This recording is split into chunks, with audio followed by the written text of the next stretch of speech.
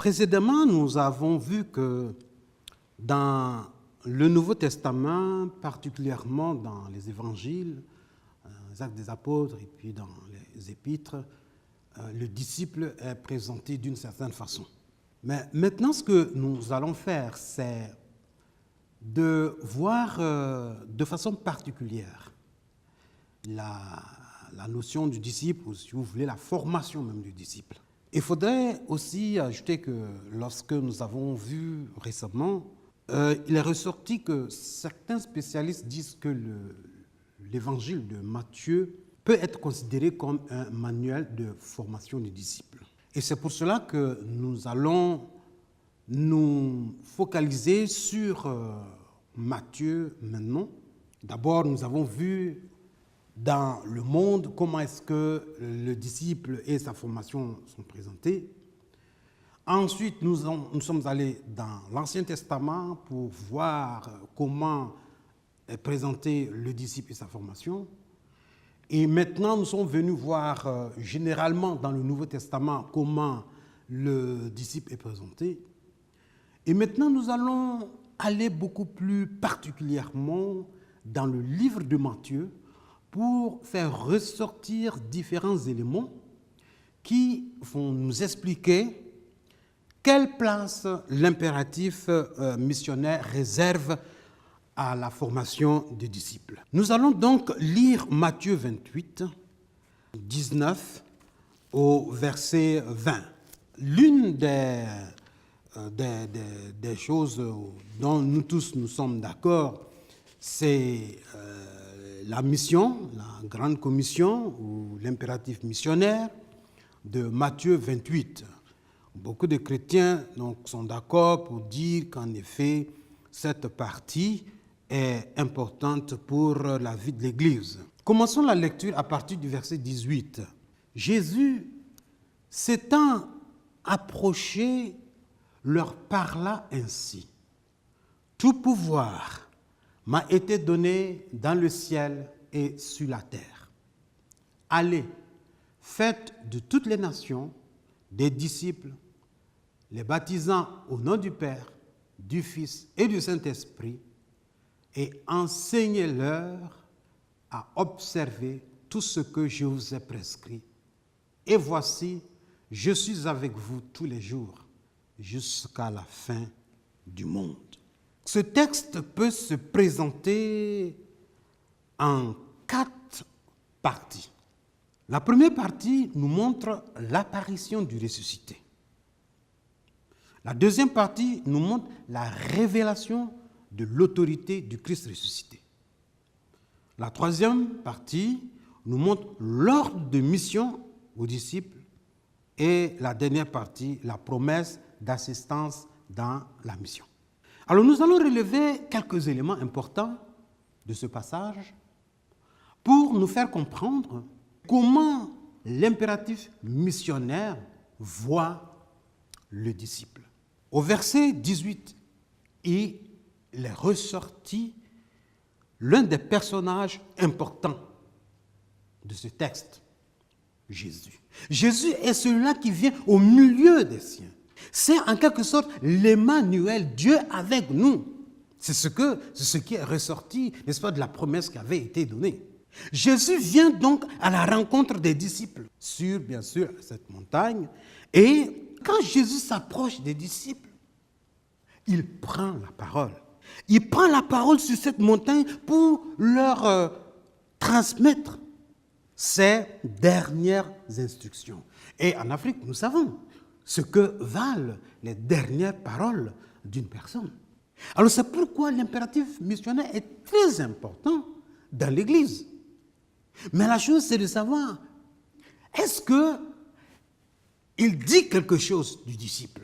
Alors, c'est là que nous voyons que ce Jésus qui se présente à ses disciples va prendre la parole. Il prend la parole et il est celui qui a autorité sur la terre et au ciel. Donc, lorsque nous regardons la personne de Jésus qui est présentée dans ce petit texte, nous voyons qu'il est Emmanuel, Il est celui qui vient à la rencontre de ses disciples, il est celui qui prend la parole et il est celui qui a autorité. Voyons voir un peu de quelle autorité s'agit-il. L'autorité de Jésus, ce n'est pas seulement après sa mort qu'il a autorité. Mais Jésus avait autorité même avant sa mort. Parce que certains pensent que cette autorité de Jésus, c'est juste lorsque il est ressuscité des morts. Mais non, mais il avait déjà cette autorité. Et c'est pourquoi lorsque nous lisons dans Matthieu 7, 29, nous voyons là que Jésus enseigne avec autorité. Il n'enseigne pas comme les chefs religieux de son époque. Quand il prenait la parole, les gens savaient exactement qu'est-ce qu'il voulait dire. Quand il prenait la parole, cette parole allait rejoindre les gens dans leur situation. Il n'était pas juste un répétiteur comme ça. Mais c'était celui-là qui avait les paroles de vie. Et justement, Pierre le dit, à qui d'autre irions-nous si ce n'est à toi? Parce que tu as les paroles de vie. Et c'est pourquoi lorsque le Seigneur Jésus-Christ prenait la parole, on voyait que cette parole était revêtue d'autorité. La deuxième chose qui manifestait l'autorité de Jésus-Christ avant sa mort, c'est que ses miracles aussi manifestent son autorité. Matthieu 9, 6 à 8 nous le dit. Non seulement ses miracles, mais aussi ses opposants ont reconnu son autorité. Ses opposants ont vu que réellement, jamais personne n'a été comme lui. Son autorité était reconnue. Et c'est ça même qui dérangeait les opposants. Dans Matthieu 22, 23, il est clair que là, même ceux qui sont opposants à Jésus reconnaissent son autorité. Et enfin, Jésus délègue son autorité à ses disciples. Nous le disons dans Matthieu 10, verset 1. Quand, par exemple, il a vu cette foule qui semblait être épuisée, fatiguée. Il a eu tellement compassion qu'il appelle ses disciples, il les sensibilise. Mais après les avoir sensibilisés, il les mobilise. Et en les mobilisant, n'est-ce pas, il leur délègue son autorité et il les envoie. Maintenant, voyons voir. Quelles sont les conditions de l'autorité de Jésus aujourd'hui? N'est-ce pas? Chacun veut avoir cette autorité que Jésus-Christ donne. Mais il y a eu tout un cheminement à cette autorité. Comment a été ce cheminement-là? Tout d'abord, Jésus va prendre ses distances vis-à-vis du pouvoir que lui propose Satan. Lorsque nous lisons dans Matthieu 4, 8 à 9, nous voyons que Satan veut proposer, n'est-ce pas, à Jésus un certain pouvoir. Mais Jésus a refusé ce pouvoir. Jésus a été vigilant parce que le diable cherchait à le disqualifier de la vraie autorité qu'il avait. Alors c'est pourquoi ici, Jésus va se distancer, n'est-ce pas, de ce pouvoir que Satan voulait lui accorder. Mais deuxièmement, Jésus va aussi se distancer du pouvoir que lui propose le peuple. Parce que vous vous rappelez, dans Jean 6, 15, lorsque les gens sont venus pour pouvoir effectivement le faire roi, qu'est-ce qu'il a fait? Il les a esquivés. Parce que son moment n'était pas venu. Donc ici, il est clair que Jésus prend ses distances vis-à-vis du pouvoir que donne ce monde, vis-à-vis du pouvoir que donne le prince de ce monde. Mais aussi, Jésus avait un regard critique vis-à-vis des pouvoirs religieux et politiques de son temps. Lorsque nous lisons dans Matthieu 21, les versets 23 à 46, Matthieu 23, les versets 1 à 33, Matthieu 20, les versets 20 à 28, nous voyons là quelle était l'attitude de Jésus vis-à-vis des pouvoirs religieux et vis-à-vis des pouvoirs politiques.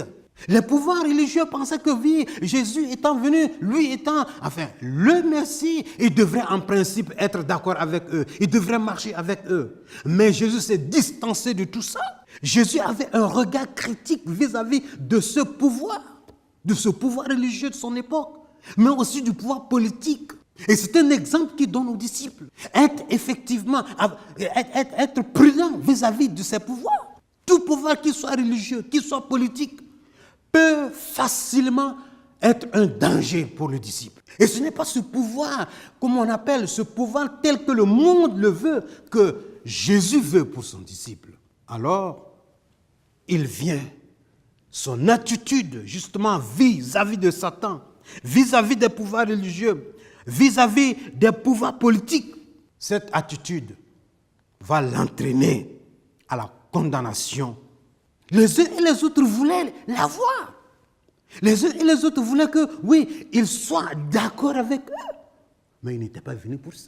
Son but était autre. Lui, son autorité vient du Père. Il l'assume. Et il a assumé dès qu'il est entré dans ce monde. Et il va l'assumer jusqu'à la fin. L'attitude de Jésus vis-à-vis du pouvoir de ce monde. Pour nous, c'est un exemple. Mes frères et sœurs, dans l'impératif missionnaire, Jésus est central. Il est central. Il est celui-là qui vient vers les disciples. Il les rencontre sur la montagne pour leur donner, n'est-ce pas, ces dernières instructions. Un peu comme Yahweh qui rencontre son peuple sur le mont Sinaï. C'est comme si l'histoire se répétait. Le peuple symbolisé dans les 11 personnes, les apôtres qui étaient là, les disciples qui étaient là. Et Jésus, n'est-ce pas, qui vient pour donner ces instructions. Jésus vient vers ses disciples. Mais la question que nous posons maintenant, quel est le portrait de ces disciples? Nous le verrons plus tard. L'impératif missionnaire, qui est si important pour les chrétiens aujourd'hui, comporte même dans son sein la question du disciple. Pour montrer comment la formation du disciple, le disciple, ou le statut du disciple est vraiment central dans l'Église, est vraiment central aussi dans la parole. Notons bien que ce sont les dernières paroles. Et ces paroles sont à respecter. Jésus dit, allez former les disciples. Et celui qui donne cet ordre, c'est lui qui a autorité. Il a autorité sur la terre comme au ciel. Et c'est pourquoi quand il n'envoie pas les gens dans un endroit où effectivement il n'a pas autorité. Mais il envoie des gens là où il a autorité. Il dit, j'ai autorité sur la terre, dans le ciel, j'ai autorité. Et parce que justement, il est revêtu de cette autorité, eh bien, il peut envoyer des gens, les revêtus de cette autorité, vers ce monde. Mes frères, eh bien, que le Seigneur nous aide à comprendre que le Seigneur Jésus, c'est lui-même qui est à la base de la formation des disciples, de l'importance des disciples, de la compréhension de ce que c'est qu'un disciple. C'est lui-même qui nous demande cela. Parce qu'il est venu vers les disciples. Il n'est pas allé vers n'importe qui. Il n'est pas allé vers le peuple. Mais il est allé vers les disciples. Et c'est pourquoi encore aujourd'hui, le Seigneur Jésus-Christ, il est le même. Il vient vers ses disciples. Il vient vers ses disciples que nous sommes. Non pas pour garder la bouche fermée, mais pour s'adresser à nous. Pour s'adresser à nous. Qu'est-ce que le Seigneur t'a dit? Qu'est-ce que le Seigneur m'a dit? C'est lui l'Emmanuel, celui qui est revêtu de toute puissance, celui qui prend la parole, celui dont l'autorité n'a point d'égal. Que le Seigneur nous aide à comprendre qu'en parlant de la formation des disciples, nous partons sur la base de ce que Jésus-Christ lui-même a posé.